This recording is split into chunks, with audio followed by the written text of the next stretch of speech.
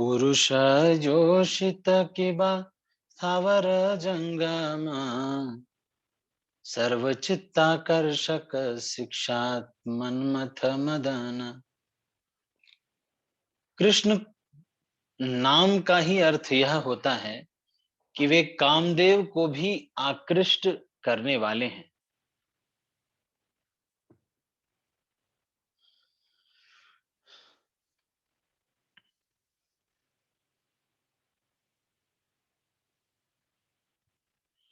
अतः वे सबके लिए स्त्री तथा पुरुष, चर तथा अचर जीवों के लिए आकर्षक हैं।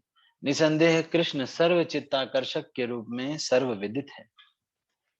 जिस तरह भौतिक जगत में अनेक खगोल मंडल हैं तो जो तारे या ग्रह कहलाते हैं, इसी तरह आध्यात्मिक जगत में अनेक दिव्य ग्रह हैं जो वैकुंठ लोक कहलाते हैं। किंतु आध्यात्मिक ब्रह्मांड भौतिक ब्रह्मांडों के गुच्छ से बहुत ही दूरी पर है। भौतिक विज्ञानी इस ब्रह्मांड समूह में नक्षत्रों तथा ग्रहों की संख्या का अनुमान तक नहीं लगा सकते। वे अंतरिक्ष यानों द्वारा अन्य नक्षत्रों तक यात्रा करने में भी अक्षम हैं। भगवत गीता 8:20 के अनुसार एक आध्यात्मिक जगत भी है। परस्तस्मात्तु भावोऽन्यो अव्यक्तो अव्यक्तात् सनातनः यह स सर्वेषु भूतेषु नश्यत्सु न विनश्यति। एक अन्य अव्यक्त प्रकृति भी है जो शाश्वत है और इस व्यक्त तथा अव्यक्त पदार्थ से परे है। यह सर्वोपरि है और इसका नाश कभी भी नहीं होता है।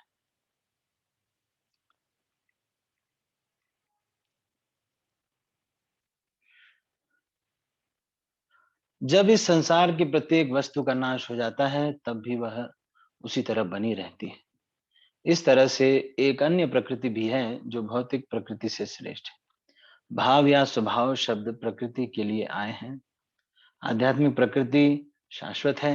सारे भौतिक ब्रह्मांडों के विनष्ट हो जाने पर भी आध्यात्मिक जगत के ग्रह जैसे का तैसे बने रहते हैं। वे उसी तरह बने रहते हैं जिस तरह भौतिक शरीर के विनष्ट होने के बाद आत्मा का अस्तित्व बना रहता है। आध्यात्मिक जगत अप्राकृत अर्थात प्रति पदार्थ या प्राकृत जगत का विपरीत कहलाता है। इस दिव्य आध्यात्मिक जगत का सर्वोच्च ग्रह गोलोक वृंदावन कहलाता है। यह स्वयं भगवान कृष्ण का धाम है। भगवान कृष्ण भी पूर्ण रूपेण आध्यात्मिक हैं। यहाँ कृष्ण अप्राकृत मदन के रूप में जाने जाते हैं। मदन नामक कामदेव का सूचक है, किंतु नाम कामदेव का सूचक है, किंतु कृष्ण आध्यात्मिक मदन है। उनका शरीर इस भौतिक ब्रह्मांड के मदन के समान भौतिक नहीं है। कृष्ण का शरीर पूर्णतया आध्यात्मिक सच्चिदानंद विग्रह है, इसलिए वे अप्राकृत मदन कहलाते हैं।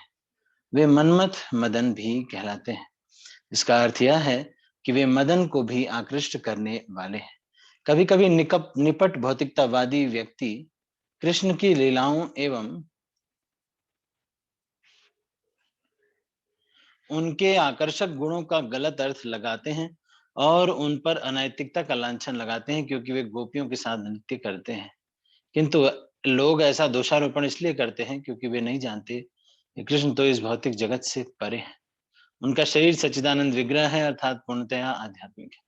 उनके शरीर में लेश मात्र भी भौतिक कल्मश नहीं पाया जाता। उनके शरीर को हाड़ मांस का पुतला नहीं समझना चाहिए।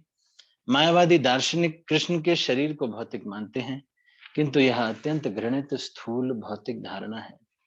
जिस प्रकार कृष्ण पूर्णतः आध्यात्मिक हैं, उसी तरह गोपियां भी आध्यात्मिक हैं, जिसकी पुष्टि ब्रह्म संहिता से होती है। आनंद चिन्मय रस प्रतिभाविताभि ताभिर्य एव निज रूपतया कलाभि गोलोक एव निवसत्यखिलात्म भूतौ गोविंदमादि पुरुषम तमहं भजामि। मैं उन आदि भगवान गोविंद की पूजा करता हूँ जो अपने धाम गोलोक में राधा के साथ निवास करते हैं, जो उनकी आध्यात्मिक छवि के सदृश हैं और जो आह्लादिनी शक्ति स्वरूपा है। उनके साथ श्रीमती राधा रानी की विश्वास पात्र सखियां हैं जो उनके स्वरूप के विस्तार हैं और जो सदैव आनंद में आध्यात्मिक रस से आप्लावित रहती हैं। गोपियां भी उन्हीं के समान आध्यात्मिक गुणों वाली निज रूप तया हैं, क्योंकि वे कृष्ण की आनंद दायिनी आह्लादिनी शक्ति की अंश हैं। कृष्ण और गोपियां को भौतिक पदार्थ से या भौतिक धारणा से कोई वास्ता नहीं। इस भौतिक जगत में जीव भौतिक शरीर के भीतर बंदी बना हुआ है और अज्ञानवश वह अपने आप को यह शरीर समझता है। इसलिए यहाँ पुरुष तथा स्त्री के बीच काम वासनाओं का भोग सर्वथा भौतिक है। भौतिकतावादी मनुष्य की काम इच्छाओं की तुलना कृष्ण की दिव्य काम इच्छाओं से नहीं की जा सकती। जब तक मनुष्य आत्मविज्ञान में समुन्नत नहीं होता, तब तक वह कृष्ण तथा गोपियों के बीच की काम इच्छाओं को नहीं समझ सकता। चैतन्य चरितामृत में गोपियों की काम इच्छाओं की तुलना स्वर्ण से की गई है। भौतिकतावादी व्यक्ति की काम इच्छाओं की तुलना लोहे से की गई है। सोने और लोहे में किसी भी अवस्था में कोई समानता नहीं बताई जा सकती है। सारे जीव चाहे अचर हो या चर कृष्ण के अंश हैं, अतएव उनमें भी मूलतः उन जैसी ही काम इच्छा पाई जाती है। किंतु जब इस काम इच्छा को पदार्थ के माध्यम से व्यक्त किया जाता है, तो वह घृणित बन जाती है। जब जीव आध्यात्मिक रूप से उन्नत होता है, तो भौतिक बंधन से मुक्त हो जाता है और तब वह कृष्ण को सही ढंग से समझ सकता है। जैसा कि भगवत गीता में कहा गया है, जन्म कर्म च में दिव्यम एवं ज्योतितः त्यक्त्वा देहम पुनर्जन्म नैति मामेति स्वार्जुन। हे अर्जुन, जो मेरे प्रकट्य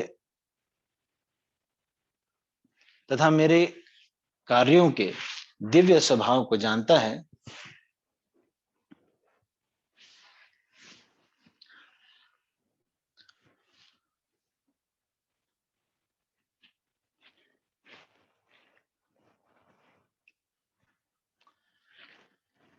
वह शरीर त्यागने के बाद इस भौतिक जगत में फिर से शरीर धारण नहीं करता, अपितु मेरे सनातन धाम को प्राप्त करता है।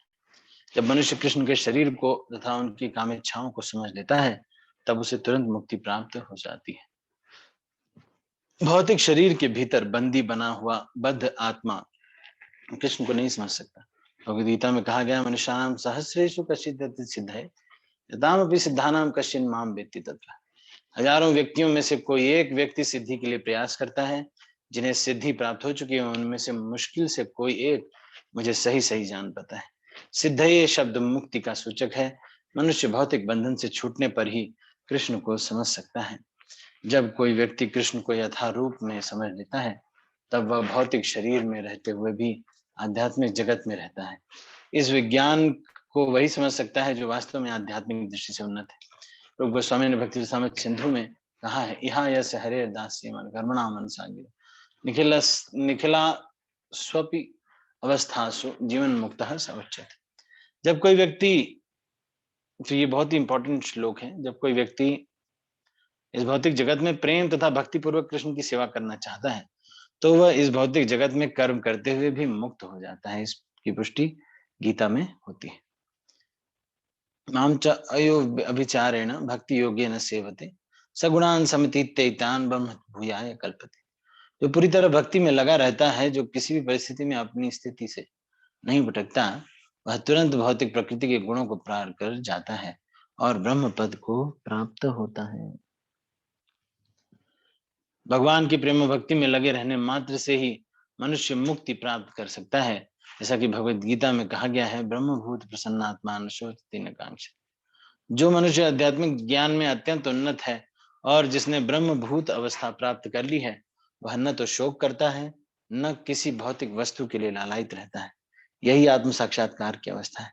श्रील भक्तिविनोद ठाकुर ब्रह्मभूत अवस्था के दो विभाग बताते हैं, स्वरूपगत, वस्तुगत।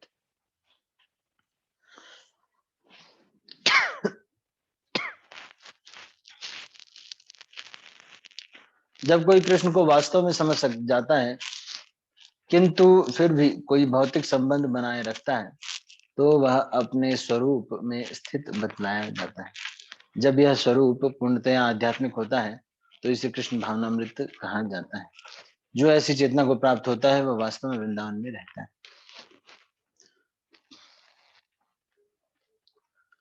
वह चाहे जहां रहे,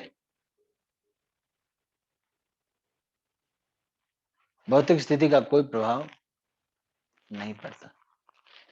जब कृष्ण की कृपा से कोई मनुष्य इस प्रकार उन्नत हो जाता है तो वह भौतिक शरीर तथा मन से पूर्णतया शुद्ध हो जाता है और तब वह वास्तव में वृंदावन में रहता है। यह अवस्था वस्तुगत है। मनुष्य को चेतना की स्वरूपगत अवस्था में अपने आध्यात्मिक कार्य संपन्न करने चाहिए। उसे चिन्मयी गायत्री मंत्र आध्यात्मिक मंत्रों का भी जप करना चाहिए। ओम नमो भगवते वासुदेवाय, क्या क्लीम कृष्णाय गोविंदाय गोविंद चंद्रभाय स्वाहा, क्लीम कामदेवाय विद्महे पुष्पाणाय धीमहि धन्नो अनंग प्रचोदयात्। ये काम गायत्री या काम बीज मंत्र हैं। मनुष्य को चाहिए कि प्रामाणिक गुरु से दीक्षा ले और इन काम गायत्री या काम बीज दिव्य मंत्रों से कृष्ण की पूजा करे। जैसा कि कृष्णदास कविराज गोस्वामी ने पिछले श्लोक में इस श्लोक में बतलाया है, वृंदावने प्राकृत नवीन मदन काम गायत्री काम विजय यार उपासना पुरुष योचित किबा स्थावर जंगम सर्व चित्ताकर्षक साक्षात मनमथ मदन। जो व्यक्ति पूर्णतया शुद्ध है और गुरु द्वारा दीक्षित है, वह इस काम बीज के साथ काम गायत्री मंत्र के जप द्वारा पूर्ण पुरुषोत्तम भगवान कृष्ण की आराधना करता है। जैसा कि भगवद गीता में इसकी पुष्टि की गई है, भगवान की दिव्य पूजा करनी चाहिए जिससे वह सर्व आकर्षक कृष्ण द्वारा आकर्षित होने योग्य बन सके। मन्मनाभव मद भक्तो मद्याजी माम नमस्कुरु मामे वैश्यसि सत्यं ते प्रतिजाने प्रियोसि में। सदैव मेरा चिंतन करो, मेरे भक्त बनो, पूजा करो, मुझे नमस्कार करो। इस तरह तुम निश्चित रूप से मेरे पास आओगे। मैं तुम्हें यह वचन देता हूँ क्योंकि तुम मेरे प्रिय अत्यंत प्रिय मित्र हो। क्योंकि हर जीव कृष्ण का अंश है, इसलिए कृष्ण स्वाभाविक रूप से आकर्षक है। भौतिक आवरण के कारण कृष्ण के प्रति मनुष्य के आकर्षण में रुकावट आ जाती है। सामान्यतया इस भौतिक जगत में व्यक्ति कृष्ण की ओर आकृष्ट नहीं होता, किंतु भौतिक संबंध से मुक्त होते ही वह स्वाभाविक रूप से आकृष्ट हो जाता है। इसीलिए इस श्लोक में कृष्ण को सर्वचित्त आकर्षक कहा गया।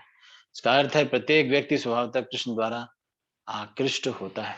यह आकर्षण हर एक के हृदय में विविध रहता है और जब हृदय निर्मल हो जाता है तब यह आकर्षण प्रकट हो जाता है। चित्त दर्पण मार्जनम भव दावा। जब कृष्ण रासलीला नृत्य छोड़कर चले गए तब गोपियां अत्यंत खिन्न हो गईं, किंतु जब वे शोक मग्न थी तब कृष्ण पीताम्बर धारण किए पुनः प्रकट हो गए। फूलों की माला पहने तथा मृदु मुस्कान करते हुए कामदेव को भी आकृष्ट करने वाले थे। इस तरह कृष्ण गोपियों के बीच प्रकट हो गए। हर भक्त का कृष्ण के साथ एक विशेष प्रकार का दिव्य रस होता है, किंतु इन सारे दिव्य संबंधों में भक्त पूजक होता है और कृष्ण पूज्य होते हैं।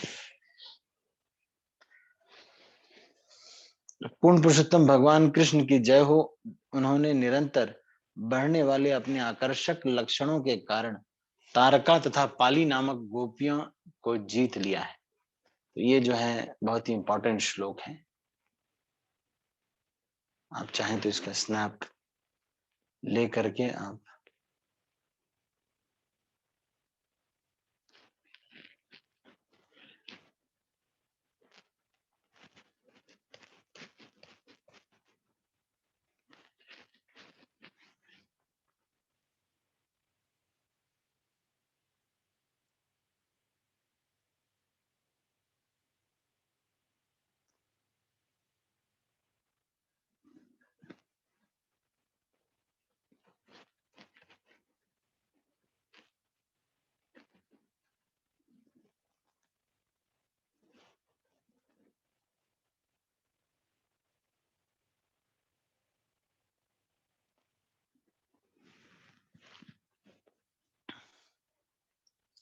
ठीक है। तो ये जो श्लोक है बहुत ही महत्वपूर्ण श्लोक है।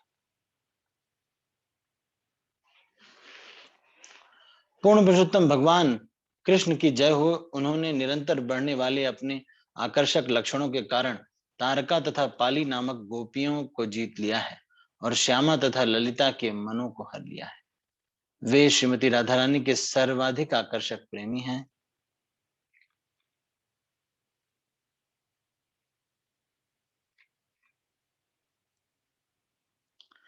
और समस्त रसों में भक्तों के लिए आनंद के आगार है। प्रत्येक व्यक्ति में एक विशेष रस होता है जिससे वह कृष्ण से प्रेम करता है और उनकी सेवा करता है। हर प्रकार के भक्त के लिए कृष्ण सर्वाधिक आकर्षक मूर्ति है, इसलिए वे सभी प्रकार के भक्तों के लिए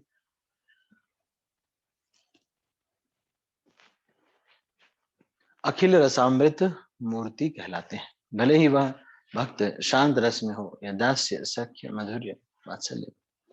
यह श्लोक श्री रूप गोस्वामी के भक्ति सामर सिंधु का पहला श्लोक। कृष्ण सारे रसों से भक्तों के लिए सर्व आकर्षक हैं, क्योंकि वे माधुर्य रस के मूर्तिमान स्वरूप हैं। कृष्ण न केवल समस्त भक्तों के लिए अपितु स्वयं के लिए भी आकर्षक। हे सखियों, जरा देखो ना, श्री कृष्ण किस तरह वसंत ऋतु का आनंद लूट रहे हैं।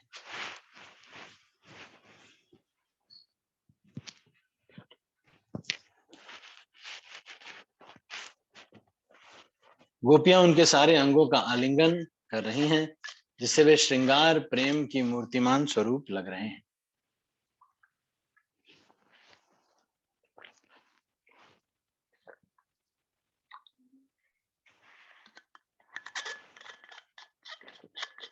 वे अपनी दिव्य लीलाओं से सारी गोपियों तथा अखिल सृष्टि को जीवन प्रदान करते हैं।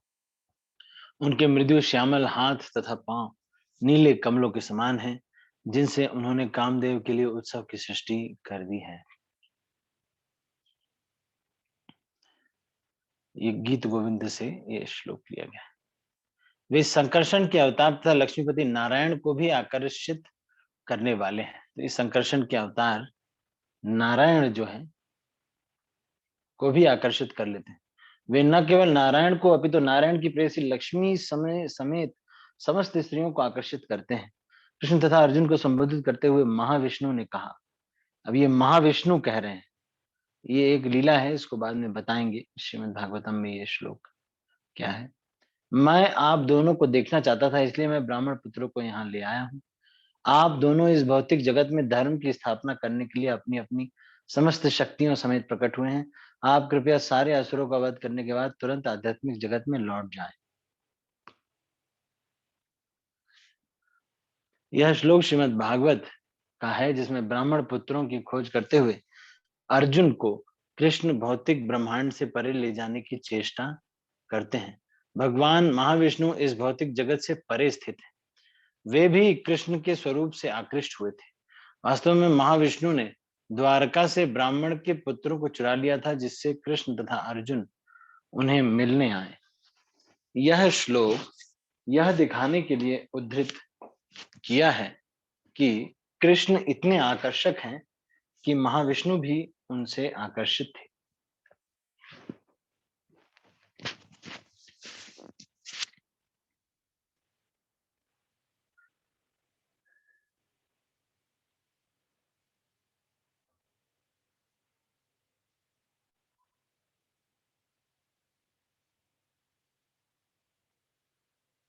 हे प्रभु, हम नहीं जानते कि किस तरह कालिया नाग को आपके चरण कमलों के धूल स्पर्श करने का सौभाग्य प्राप्त हुआ है। इसके लिए लक्ष्मी जी ने अन्य सारी इच्छाएं त्याग कर तथा दृढ़ व्रत धारण करके शताब्दियों तक तपस्या की थी। निसंदेह हम नहीं जानती कि इस काली नाग को ऐसा अवसर किस तरह प्राप्त हुआ है। इस श्रीमद् भागवतम में नाग पत्नियों की प्रार्थनाएं हैं। भगवान कृष्ण की मधुरता इतनी आकर्षक है कि वह स्वयं उन्हीं के मन को चुरा लेती है।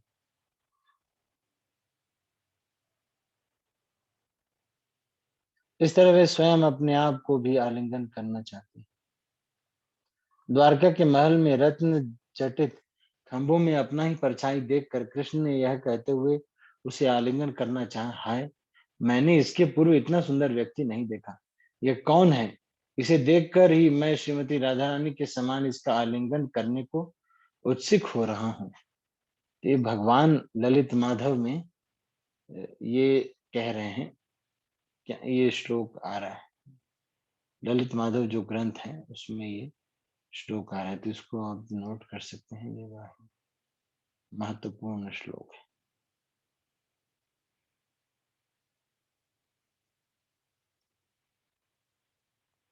ठीक है।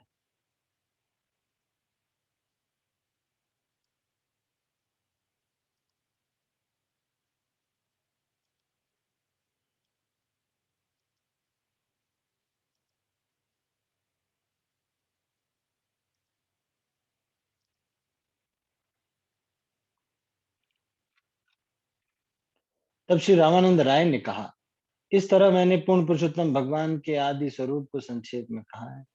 अब मैं श्रीमती राधा रानी की स्थिति का वर्णन करूंगा। श्री कृष्ण की अनंत शक्तियां हैं, जिन्हें 3 प्रमुख भागों में विभाजित किया जा सकता है। ये हैं आध्यात्मिक शक्ति, भौतिक शक्ति और तटस्थ शक्ति, जो जीवों के नाम से विख्यात है। क्या है? दूसरे शब्दों में अंतरंगा, बहिरंगा, तटस्था ये सब भगवान की शक्तियां हैं, किंतु अंतरंगा शक्ति भगवान की निजी शक्ति है और अन्य दो से श्रेष्ठ है। भगवान विष्णु की आदि शक्ति श्रेष्ठ अर्थात आध्यात्मिक है। जीव वास्तव में इसी श्रेष्ठ शक्ति से संबंधित है, किंतु एक अन्य शक्ति भी है जो भौतिक शक्ति कहलाती है। यह तीसरी शक्ति अज्ञान से भरी है। यह श्लोक विष्णु पुराण 6:7-61 का है। मूलतः भगवान कृष्ण सच्चिदानंद विग्रह है तथा शाश्वतता, ज्ञान तथा आनंद के दिव्य रूप है। अतएव उनकी निजी शक्ति अंतरंगा शक्ति के 3 विविध रूप हैं। अब ये अंतरंगा के 3 विविध रूप हैं। कौन से? आह्लादिनी उनका आनंद पक्ष है, संदिनी शाश्वतता पक्ष है और संवित ज्ञान का पक्ष है। तो ये आपको याद होना चाहिए किसका क्या पक्ष है। हे प्रभु, आप समस्त दिव्य शक्तियों के दिव्य आगार हैं। आपकी आह्लादिनी, संधिनी अस्तित्व की शक्ति, आह्लादिनी मतलब आनंद देने वाली शक्ति, संधिनी मतलब अस्तित्व की शक्ति और संवित मतलब ज्ञान शक्ति, शक्तियां वास्तव में आपकी एक ही अंतरंगा शक्ति है। बद्ध आत्मा आध्यात्मिक होते हुए भी कभी हर्ष का अनुभव करता है तो कभी पीड़ा का, कभी हर्ष और पीड़ा दोनों के मिश्रण का।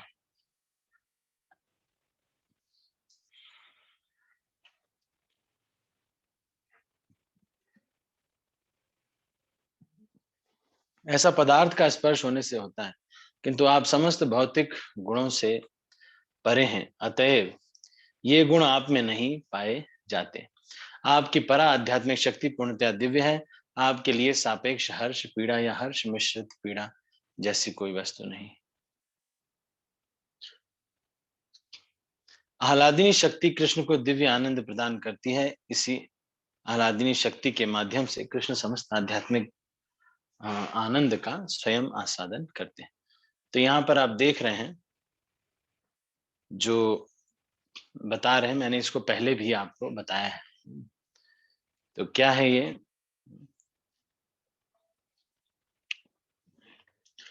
सबसे पहले है भगवान की 3 शक्तियां हैं। क्या है वो शक्ति? संवित,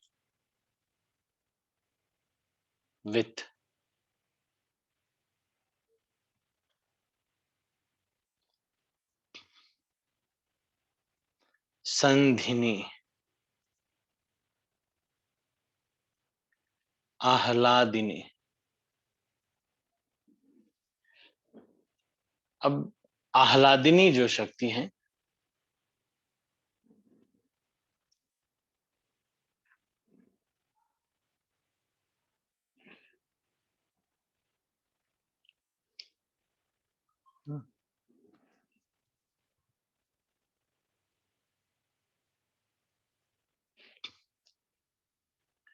ये तीनों किसके हैं? अंतरंगा, अंतरंगा और बहिरंगा और तटस्था। तो ये तटस्था, बहिरंगा और अंतरंगा, अंतरंगा संवित, संधिनी और आह्लादिनी शक्ति। तो ये चीज को यहाँ पर बताया जा रहा है। फिर आगे क्या कह रहे हैं?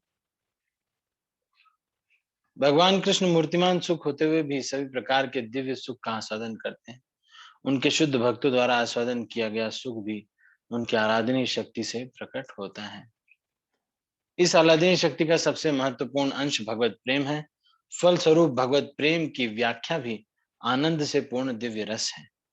भगवत प्रेम का सार अंश महाभाव अर्थात दिव्य आह्लाद कहलाता है और इस महाभाव का प्रतिनिधित्व करने वाली श्रीमती राधा रानी है। तो ये महाभाव तक बता रहे हैं यहाँ पर।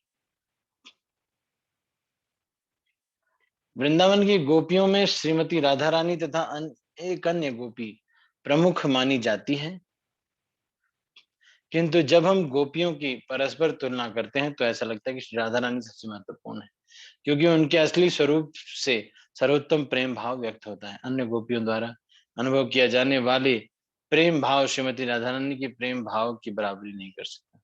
यह श्लोक रूप गोस्वामी के उज्ज्वल नीलमणि से दिया गया है। श्रीमती राधा रानी का शरीर भगवत प्रेम का वास्तविक रूपांतर है। वे कृष्ण की सर्वाधिक प्रिय संगिनी है और जो सारे जगत में सुप्रसिद्ध है।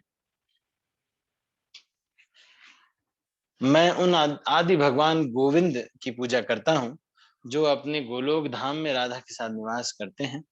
ये राधा उनके आध्यात्मिक स्वरूप के समान है और आनंद दायिनी आह्लादिनी शक्ति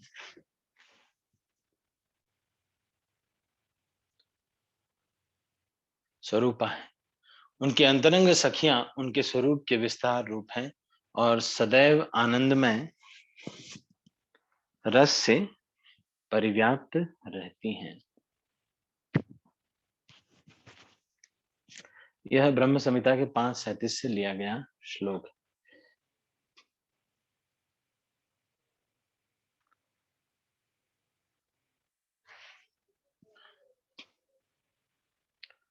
हरे कृष्णा। मैं इसको रोक रहा हूँ अभी, है ना। मैं एक्चुअली बहुत टायर्ड फील कर रहा हूँ क्योंकि आज मैं मॉर्निंग में ट्रैवल किया और अभी मैं पहुंचा ही हूँ।